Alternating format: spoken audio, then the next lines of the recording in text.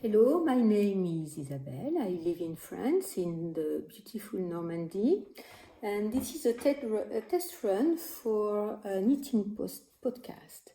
I've been knitting a lot, mostly recently, but I have been knitting since I was maybe 5 or 6 years old, and my grandmother told me.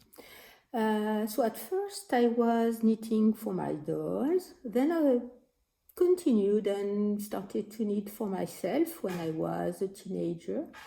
And I've been knitting until I was about 32 or 33 when my first son was born. I knitted a lot for him.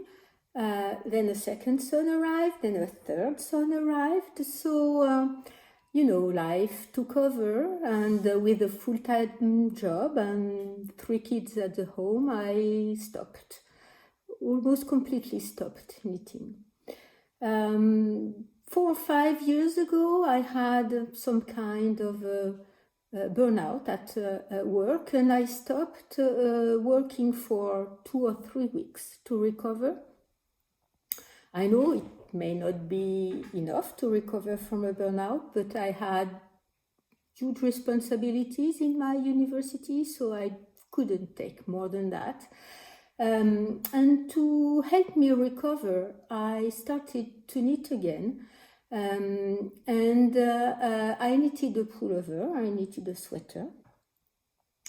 Then I discovered Ravelry and all the world of Instagram and all the podcasts on YouTube about knitting, maybe in the next 2-3 months after I picked up knitting again. Since then, I've been following many people on YouTube and Instagram. Discovered indie dyers. I discovered very small online yarn shops, mostly in Europe, because even if a lot of the podcasts are from people in the United States, with shipping and taxes, it is very expensive to get yarn and things from the United States or from the American continent. So I've been adjusting all the patterns and the choices I've made to European yarns, things I can buy in Europe. With one exception, I did buy some yarn from Canada when it was at the beginning of the lockdown here in France, because I decided I was going to be knitting a bit more. Unfortunately, I was not going to be knitting. I did not manage to knit more during the pandemic because my workload increased.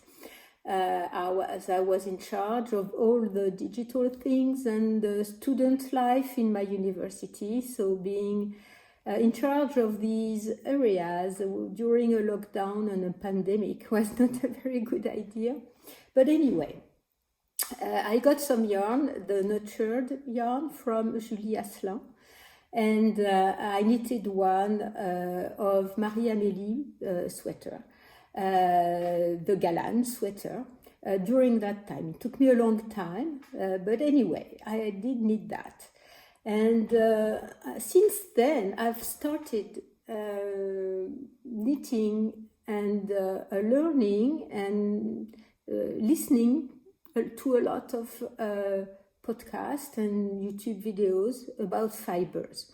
I don't very much like crochet, so I mostly knit, and I'm starting this first video, because I just cast off one of the most enjoyable knitting project I've ever had. This knitted project is the Sotabosc shawl that is from the book 50 Weeks of Shawls that I pre-bought when it was going to be released So I bought it before it was released. I ordered it from the Land magazine site, and I received it after it was released.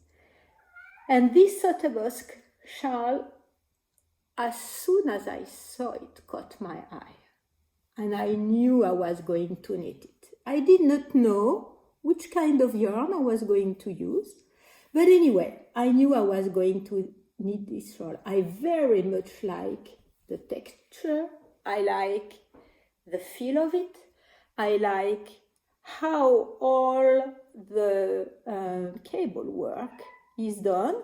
So this is only one stitch cable, so I did not use a cable needle. I did cables directly on my 2 needles.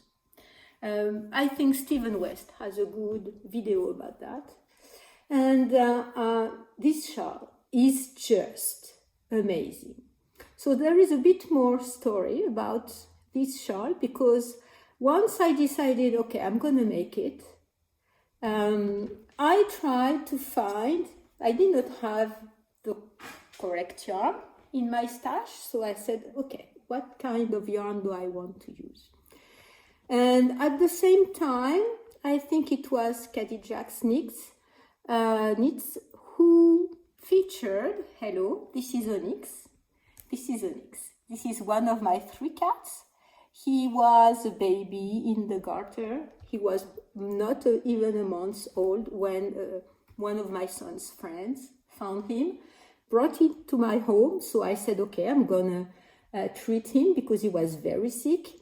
The veterinarian said maybe he's gonna die. So we said, okay. I said, okay, we're gonna have him treat him. It took 2 months for him to recover. 2 months he was sleeping in my neck every night. So I could not find a new home for him, even though I had already a cat. So he stayed. He's now 4 years old.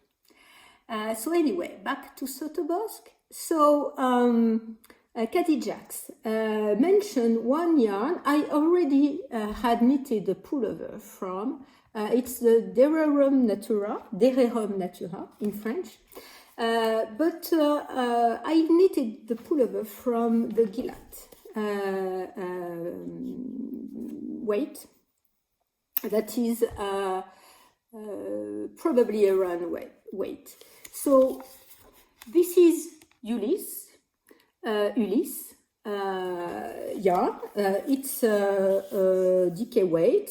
You can knit it with the recommended knitted needles is 3 or 3.5 millimeters, and it's a 50 gram skein with about 185 meters. So the colorway is quartz, and Khadijah's, and I think it was Caitlin who showed a shawl. I do not remember which shawl it was. That was behind her.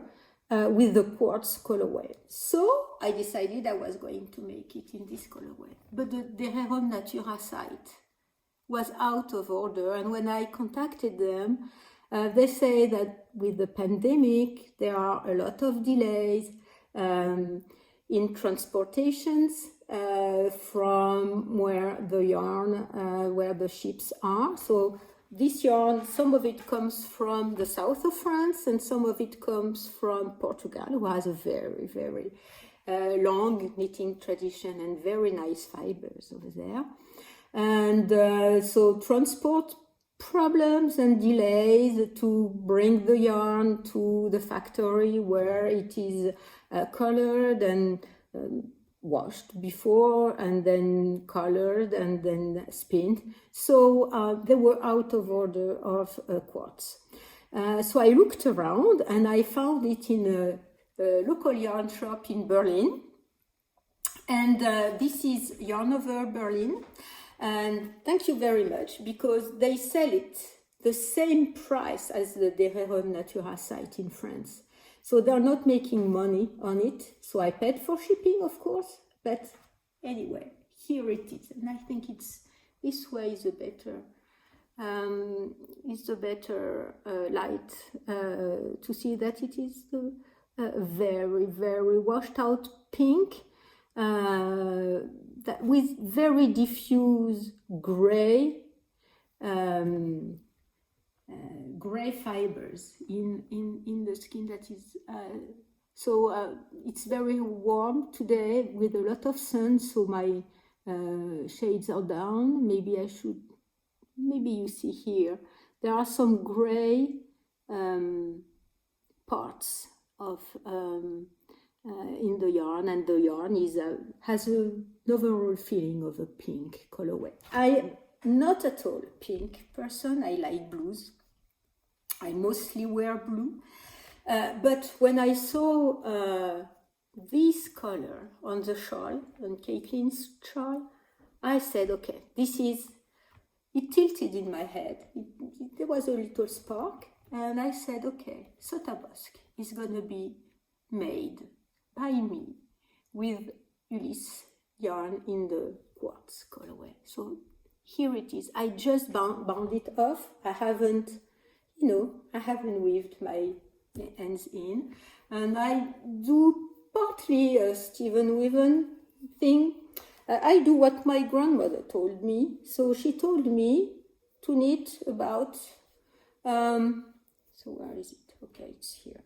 To knit about 6 or 7 stitches. Here I did less than that because of the pattern repeat. But anyway, 6 or 7 stitches with both yarns. So when the old one stays behind and the tail of the new one is on the other side. So you see, here is on the wrong side, and here it's on the right side. We don't see anything, barely. And then when it's going to be blocked, you won't see anything. So it has not been blocked. So the yarn has not bloomed yet. And I think it's going to show even better the design and the pattern. So Sotabosc is a pattern. So let me see if my phone wants it. Sotabosc is a pattern from the Laine magazine book. And if I can get to the store, I should, I know better. Okay, so my projects are here. I'm using Ravelry. I'm not one of these person who can't. I do understand that some people can't use Ravelry. I love it. But I do understand some people cannot use it, and it's very unfortunate. So here is the Sotabosc shawl that has been made by the creator. So there is some reflect. I should take care of that another time.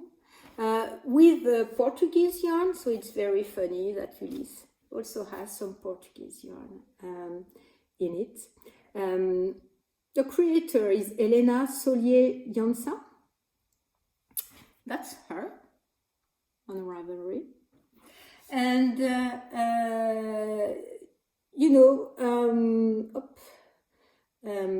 and this 52 weeks of shawls is a very, very marvelous book.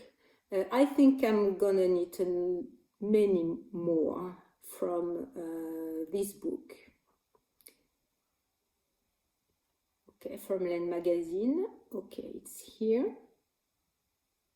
And so if you don't have it yet, you should buy it. So I pre-ordered it when it was first announced, and I received it when it was released. There are many, many beautiful patterns in this book. I think I'm going to make much more from them. So on the Ravelry site, I can show some patterns. There are some amazing patterns. Look at this one. How amazing this is. and many I'm gonna make this one, this little cowl. I'm gonna make that because I wear that almost all year round, above my sweaters, my shirts at work. I'm gonna make this one too, and any other shawl are really beautiful. Anyway, there are 52 patterns in there that are just amazing.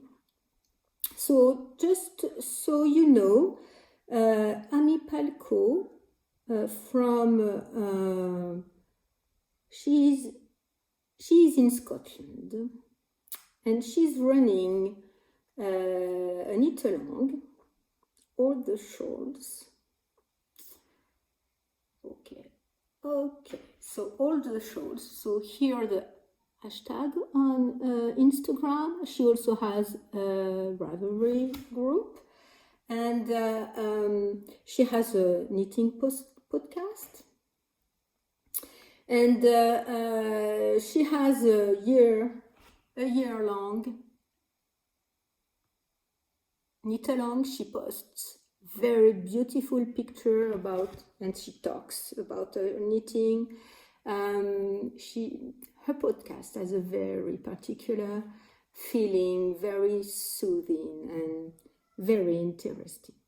So I do recommend you check her out and follow this knit-along. Laine Magazine also has a knit-along. So you can enter there also for if you are knitting a shawl. So this is just finished. I have other projects in progress. Maybe I'm gonna talk about that a bit later because I'm just I can't have enough contemplating this pattern. And before I leave, because I'm not sure how I'm gonna be editing, if I do edit, or how this is gonna go, maybe I will have to start over again. I just want to finish with a mystery box. So this podcast, if it ever goes live, will go live way after everyone will have received their mystery box. So this is Trellis. Her Instagram is Trellis_color_is_power, and she had a mystery box for birthday. Her birthday is next Monday on the 29th, I think, if I recall correctly. And so she's been sending out the boxes a bit ahead, and the pattern is going to be released on the 29th. We will receive it in the mail. And this is the picture that was on her website. Not to reveal anything about the mystery box. Anyway, I think now I will change the picture because I received my kit and I asked her if I could talk about it. So we are today on the 20th of July. And she asked me to wait until the end of this week so that everybody will have received the box. So I think if I ever publish this podcast, it's going to be way after that. So here is the two skins that came with the mystery box. So one skin is on her Poseidon base. It's lace mohair, and it's 52% kid mohair and 28% silk. So look at these colors. These are also, such as the Ulysse in the quartz colorway, totally out of my comfort zone. So I've decided I will go a bit out of my comfort zone with that. And it is very true to the color inspiration that she showed with some kind of peonies, and you see some kind of washed pink and soft yellows and a bit of a teal color. And then you can find the rest of the inspiration board colors on the other skin, which is on her AS base, and it's 25% superwash merino, 15% nylon. So there's 400 meters for 100 gram, and this the Poseidon base, which is lace weight, is 420 meters for 50 grams. So that's about 840 meters for 100 grams. So the Poseidon, so the AS base is more of a finger in weight, which is 400 meter for 100 grams is fingering. So you can see the rest of the color inspiration that she had published on the board, with those beautiful teals, the soft yellows, the softer pinks, on a light beige base. So I guess that she will have a shawl pattern. I think it's a shawl where we're going to be knitting those two together, and I can't wait to be knitting that. Look at that, how it's going to be. It's going to be very beautiful. This yarn is very, very, very soft. Okay, so this is going to be a next project of mine. So I have several ideas to be talking in this podcast if I ever make it, and if I ever publish that. So we'll talk about that another time. I'm just gonna talk about here my earrings. So these earrings are just amazing. They are from an American designer, and I know I said I was rarely ordering from the American continent because of taxes and shipping. But on her Instagram, she said that she was traveling across Europe this summer, and she was offering free shipping to Europe. So I had seen those earrings for a long time. It's Hoof and Arrows. That's the name of her website. Anyway, so that's her Instagram. And she has lots and lots and very, very beautiful earrings. Look at that. The first one I had seen are these ones, the gray ones, but they are very expensive, and because there are gold bits in them. And I think that's, I'm not sure, that's the ones I have anyway. So she has a lot of very, very, very beautiful earrings. I think she's from of Native American lineage or culture, and she uses inspirations and beads from this culture. And she's having very, very, very, very beautiful. That's my little Instagram, please. Very, very beautiful earrings and other things. So I ordered them. She sent them to me in about maybe less than a week. I received them, and they are just marvelous. I really, really, really love them.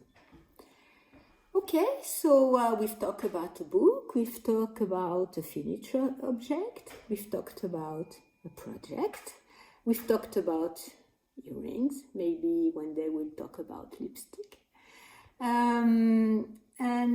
So I guess I'm gonna stop here for now, and see what I'm gonna do with this footage. And this setup, I'm just recording from my iPad. I don't have any recording equipment, so I have to check all those things and how the video looks like when it's up on YouTube, if my English is correct enough. And I lived for 4 years in the United States, but that was 30 years ago, so my English is very rusty, and I do need to stop now because my older cat, she's waiting for me at the door for me to open and give her a little snack, because she's a very good girl. She's very, very beautiful. Okay, so bye for now, and I'll see if I continue this.